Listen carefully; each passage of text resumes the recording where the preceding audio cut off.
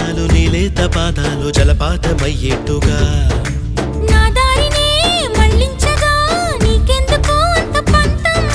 మంచేతిలో ఉంటే కదా ప్రేమించడం మానటం